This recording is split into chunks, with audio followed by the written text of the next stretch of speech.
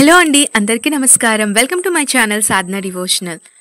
బ్రహ్మదేవుడు ఒకరోజు పంచభూతాల్ని పిలిచి ఒక వరం కోరుకోమన్నాడు. వరం కోసం తొందరపడిన ఆకాశం అందరికంటే పైనే ఉండాలని కోరింది. ఎవరికి అందనంత ఎత్తులో నిలిపాడు బ్రహ్మ. ఆకాశం మీద కూర్చునే వరాన్ని సూర్యుడు కోరడంతో నేటికి ఆకాశం మీద విహరిస్తున్నాడు.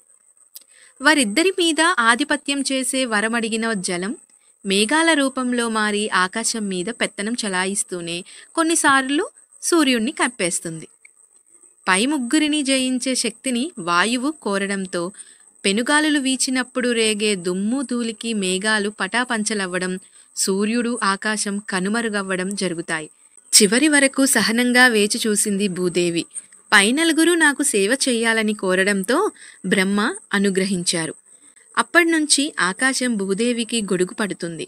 వేడి వెలుగు ఇస్తున్నాడు సూర్యుడు. వర్షం కురిపించి చల్లబరుస్తుంది జలం. సమస్త జీవకోటికి ప్రాణవాయువు అందిస్తున్నాడు వాయువు. సహనంతో మెలిగి వరం కోరిన భూదేవికి మిగతా భూతాలు సేవకులయ్యాయి. సహనవంతులు అద్భుత ఫలితాలు పొందగలరని నిరూపించడానికి ఈ కథ చాలు. సహనానికి ప్రతిరూపం స్త్రీ. అందుకే భూదేవిని ఓర్పు సహనాలకు ప్రతిరూపంగా చెప్పారు పెద్దలు. సహనం అంటే నిగ్రహం పాటించడం, కష్టాల్లో ఉన్నప్పుడు ఉద్వేగాన్ని దాటివేయడం లేదా వాయిదా వేయడం, బాధను అధిగమించడమే సహనం. సహనంగా ఆలోచించే వారికి సమస్యలు దూరం అవుతాయి. కొన్నిసార్లు ఏదైనా పెద్ద సమస్య ఎదురైతే చావు వైపు నడిచే బదులు సహనంగా ఆలోచిస్తే పరిష్కారం కనిపిస్తుంది.